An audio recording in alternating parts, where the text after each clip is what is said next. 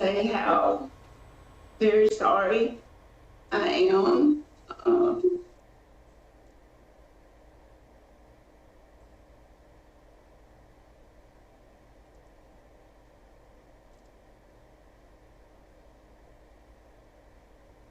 It's okay, Susan.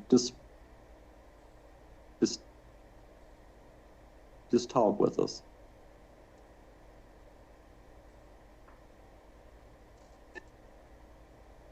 I know that what I did was horrible.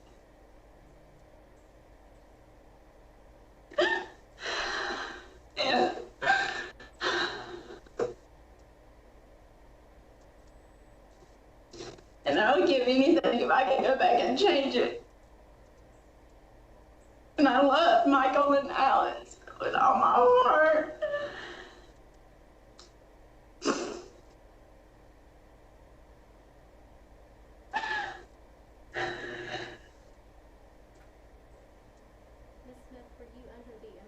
Of drugs or alcohol the night that you murdered your children? No, ma'am, I was not. Your attorney talked about working with mental health. Is that helpful to you? Ma'am? Mr. Thomas talked about the fact that you were working with mental health, and my question is that helpful to you? Yes, ma'am. Is that something that you would be willing to continue with on the outside if you were granted parole? Yes, ma'am. Ms. Smith, your crime took a lot of resources from the law enforcement community. What, if anything, would you say to the folks who worked so hard to find your children if you had the opportunity to speak to them today? That I'm sorry that I put them through that. I really, really am. And I'm especially sorry to the drivers that I had to find them. I wish I could take that back. I really do. I didn't lie to get away with it. I really didn't. I was just scared. I didn't know how I could tell the people that loved them that they would never see them again. I didn't know how I could tell David he couldn't see his sons again.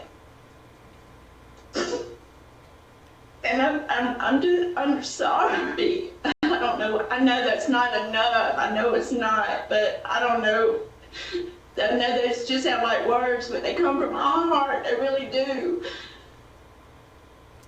One of the things that we review is your institutional record, and you've had some infractions throughout the years, some involving the use of some narcotics. Do you have any issues with drugs or alcohol at this point? I don't. No, ma'am, I don't.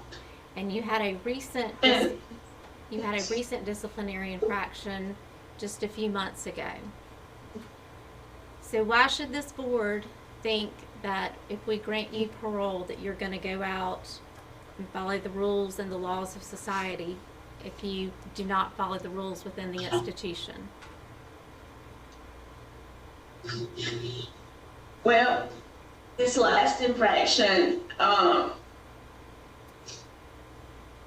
was trusted the wrong person. This lady contacted me and I trusted her. I thought she was going to do a documentary on mental health, and I really am not guilty of what they charged me with, and I have filed an appeal on that charge.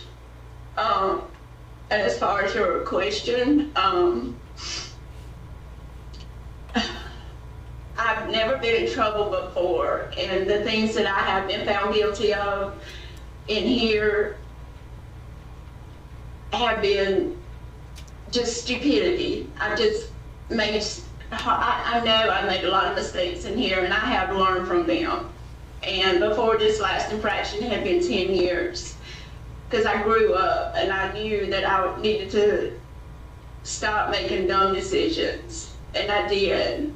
I knew it was time to grow up and do the right thing. I just made a lot of dumb choices and mistakes in here. So I know I've learned from those mistakes. What do you feel is the most And I'm not important gonna do thing that that. you've learned while you've been incarcerated? Ma'am, What do you think is the most important thing that you have learned while you have been incarcerated? that, that people are important, that forgiveness and love, that family is important, and that decisions we make not just affect us, they affect the people that we love. And not to take things or people for granted. All right, is there anything else that you would like to tell us today that wasn't in your packet or that has not already been said?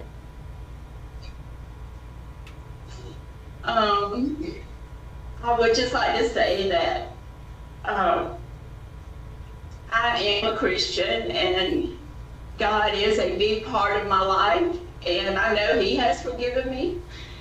And it is by His grace and mercy and I have a lot of faith, and I live by that every day.